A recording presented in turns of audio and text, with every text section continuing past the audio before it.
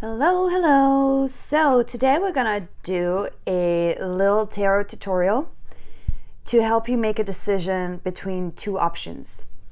So I already prepared the cards here just to be faster. So the way you do this is you can do it with two options, or you can even do it with multiple options. It's gonna be the same logic behind the spread. I want you to choose a card that represents each option. So you don't pick them randomly, you go through your deck and you choose cards that best represent your options. So in this case, I'm gonna do kind of a faux reading where our option one is to start a new venture, a new business. So this is gonna be option one.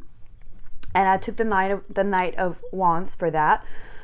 Beginnings, actions, taking risk, it was just speaking to me that way. And then the other option is the status quo and taking a break. So starting a new venture or taking a break. These are option one and option two. And what we're gonna do with the deck now is see what the cards are telling us about both options and help us decide which one is best for the sitter. So you have your deck. Let's say you already did the shuffling. I'm trying to make it all fit here in the frame.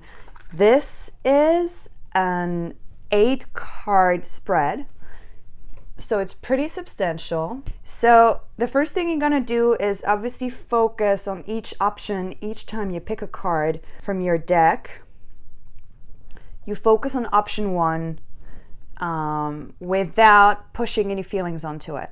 So, okay, option one, I start this new venture.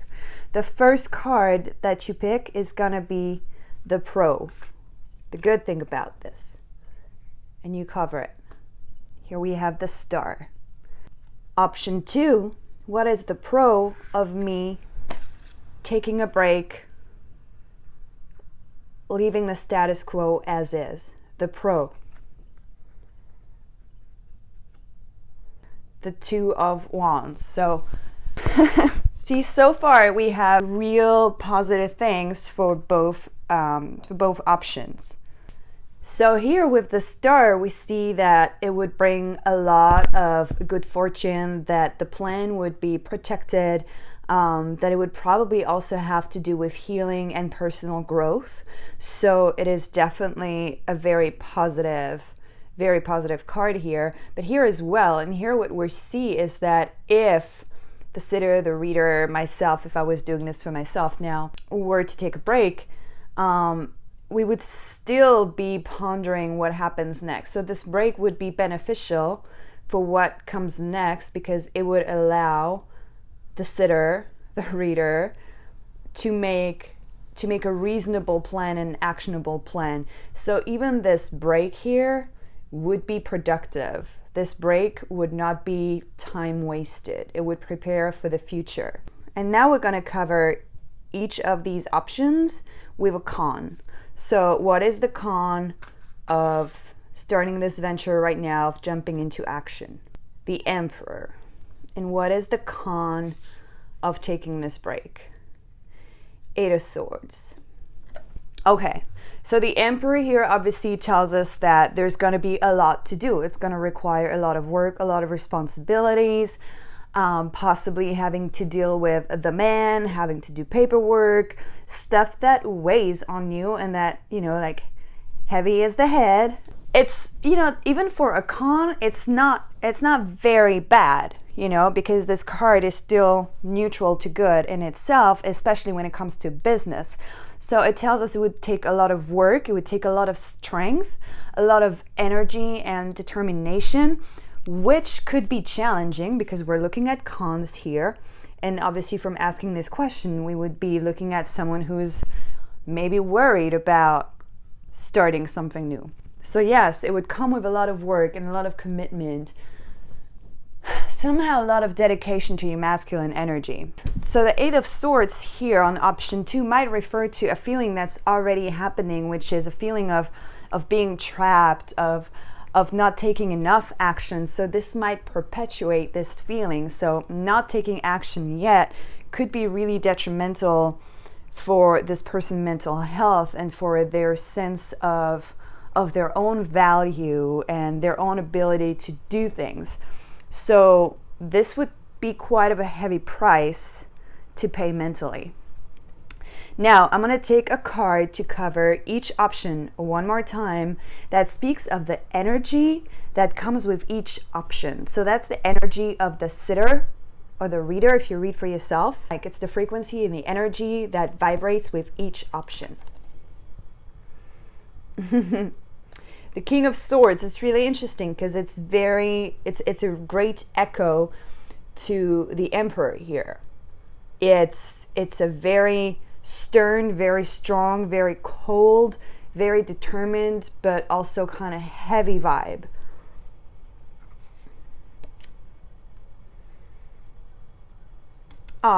Ten of Cups. So this energy has to do with, like these are very different, if not opposite energy. They're both good. This one is way more challenging because this one is way more demanding. The King of Swords demands so much, and that's the fear.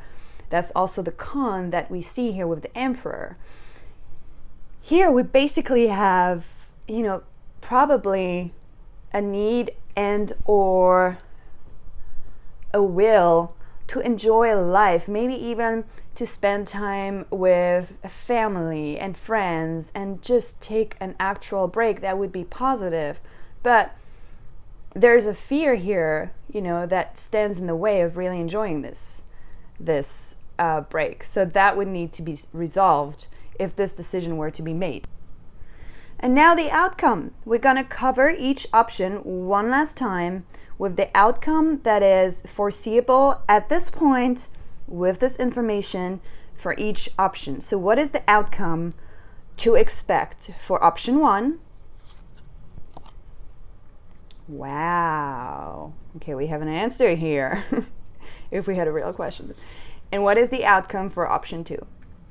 Okay, so this is a very, very clear reading. I'm going to make a little room for it. Okay, kind of want to spend a little more time on this. This is such a good reading.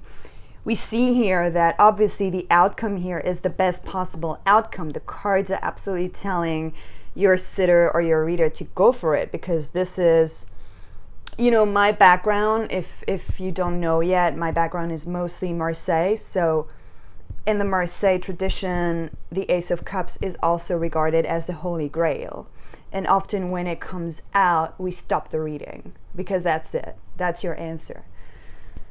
So obviously, as I read this, option 1 would be the clear, go for it answer from the cards. Yes, there are some challenges, but also with the star protecting everything, this cosmic protection, this yes from the universe. All of these resources and the abilities and the skills and the cold intelligence of the Emperor and the King of Swords, which is one of the most powerful cards in the deck, especially when it comes to intellectual ventures and important life decisions. The results being the Ace of Cups is obviously fantastic. That's a big yes, that's a big success. That's a no doubt that option 1 is great for our sitter here. Option 2 is more emotional, more complicated. There is a dream, there is a reason behind it, there is maybe even a need for rest. But the result here would probably be the feeling of having lost an opportunity. The feeling and the result would probably be feeling like having wasted time. It would feel like they would have trapped themselves, possibly yet again, for something that is not even a reality at this point, and they would end up feeling like they wasted an opportunity. Looking at all of this, I would say they would end up going for this venture anyway. And if this was a reading that I would be doing for a client, I would advise them to take this message from the cards and not put it back and not push it back and not wait longer, because they would be hurting their own feelings by waiting any longer to go for what they're actually ready for. So even if this person is not feeling ready for this venture, according to the cards, I would say that they are, and that they should really hop on the train of opportunity and hop on the train of self-confidence. Ending a reading on the Holy Grail is always so clear and so beautiful. I love when the cards speak loud and clear. Recap real quick. You start this reading by picking a card for each option. Like I said, you could do that with multiple options. You first cover it with the pro for each option. Then you cover it with a con for each option. Then you read what energy is associated with each option and the sitter or the reader if it's for yourself. And finally, you cover it with one last card that is your outcome for each option. And then you have a beautiful, beautiful spread with lots of clarity. I hope this helps today, and I hope you enjoyed it.